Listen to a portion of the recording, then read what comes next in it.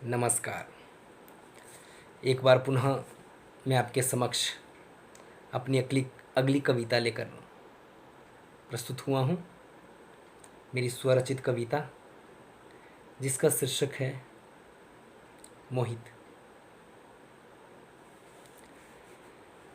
तो देखिए, प्रस्तुत कविता आपके समक्ष प्रस्तुत करने जा रहा हूँ। आशा करता हूँ आप मेरे भावों को समझने का प्रयत्न करेंगे और मेरे चैनल को सब्सक्राइब करेंगे, लाइक करेंगे और अच्छे से कमेंट्स देंगे। वो प्रभात किरण और मचलता मन,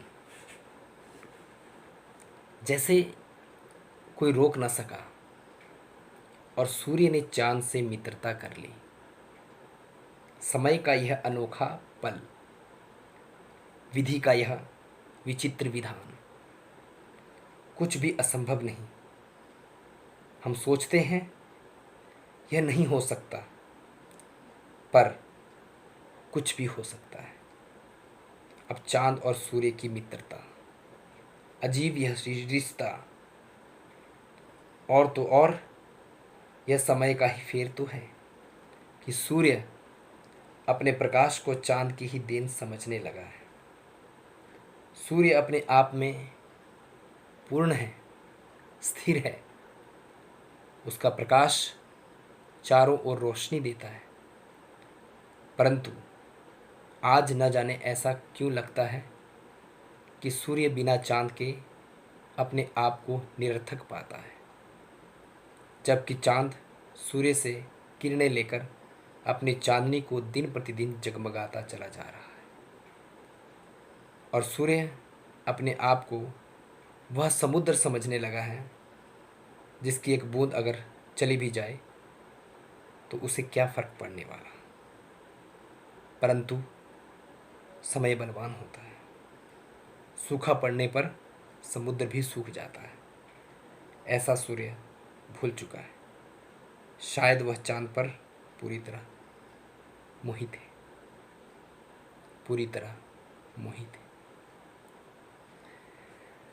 गद्य शैली में लिखी गई यह कविता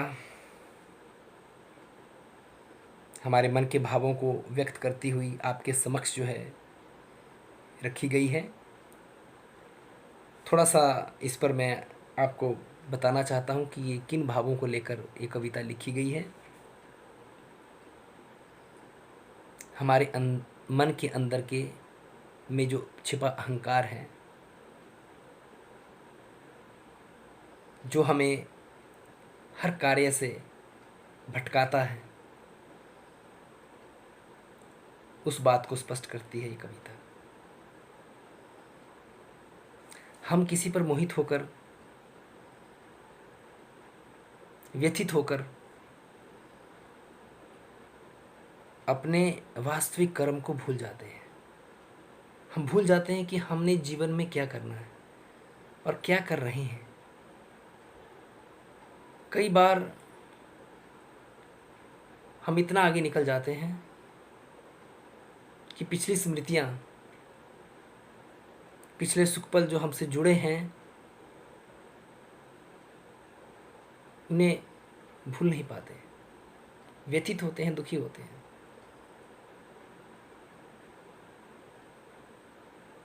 ऐसी स्थिति में हमारा मन विचलित होता है, क्योंकि हम पिछले सुख पल की यादों को अपने जीवन में ढाले रहते हैं। पर हमें आगे भी बढ़ना है ना। यानी हम पिछली पलों पे मोहित हैं, अपने अभिमान में कि हम सब कुछ कर सकते हैं, परंतु कुछ भी हो सकता है जीवन में, कुछ भी हो सकता है। इसका हमें ध्यान रखना है। ये बात यहाँ स्पष्ट स्पष्ट करते हैं है ये कविता। पढ़िए, आगे बढ़ें, अपने जीवन को सुगम, सरल, खुशहाल बनाएं। इन्हीं दुआओं के साथ नमस्कार।